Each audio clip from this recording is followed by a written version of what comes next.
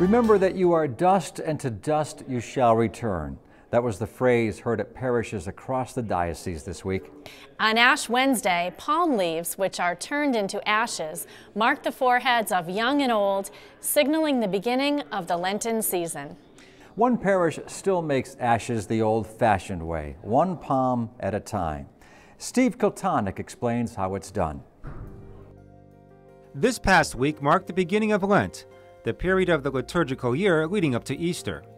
On Ash Wednesday, the distribution of ashes reminds us of our own mortality and calls us to repentance. At a few parishes, ashes are made by burning the blessed palms that were handed out the previous year on Palm Sunday. Such is the case at St. Stanislaus Basilica in Chicopee, where palms are left pretty much anywhere. All over the church. They bring them in Stop and Shop bags and grocery bags, brown paper bags. They put them on the windowsills. They'll put them on the bulletin stands where we keep the bulletins. They might see Rich, our sacristan, walking by, and they'll say, "Rich, here's a bag of palms." That's Rich, as in Rich Kostke. A former baker and auto body shop mechanic, Rich spoke about his job as sacristan. I set up for masses, confirmation, First Communion, baptisms, funerals. So anything that takes place with the altar, I have to set up for. 9 years ago, Father Zelke asked Kostke to add another task to his busy schedule, that of palm burner. Years ago, many parishes used to make their own ashes. Today, that's more the exception rather than the rule. Parishes can purchase ashes from a number of religious supply companies. $12 to $15 will get enough ashes for approximately 1,000 parishioners. So obviously, it's not a big budget item. So why then do parishes like St. Stan's still make their own ashes? We burn those ashes to make that, I always speak about here, the circle of life. And we need to make that connection, that Christ is with us and that life is a circle and it leads us back to God. Everything comes from God and everything leads us back to God. Rich got excited about his role as the burner of palms. It's kind of unique. Not everybody gets to do something like that. So, you're doing something for the church and for the people. But how and where was Kostke going to do the actual burning? I went downstairs in the friary, and down below where we had the recycle bin, there was an old soup pan down there. So I said, "What's the story with the soup pan?" And they said, "Well, we're not going to use it anymore because they got a hot spot in it." And I said, "Great, I'll take it."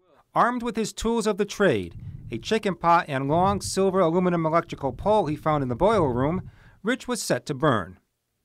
So he gathered all the palms parishioners left at church in the weeks prior to Ash Wednesday. I just found myself a little spot in the backyard here and just put them all in the pot there and just started lighting them. And yeah, I was amazed myself. I wasn't quite sure, but they ignite quite well.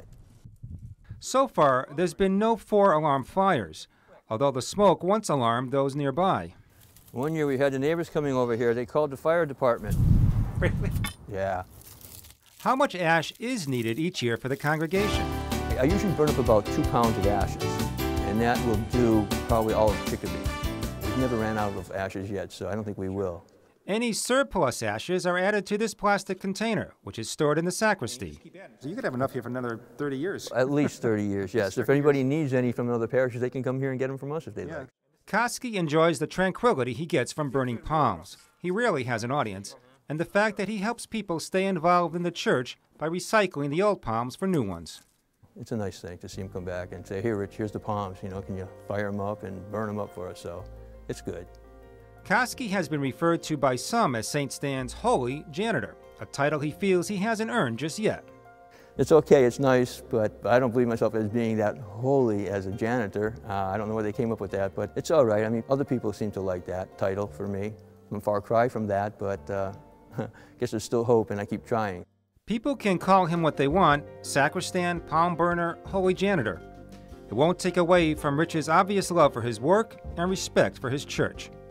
For Real to Real, I'm Steve Kiltonic.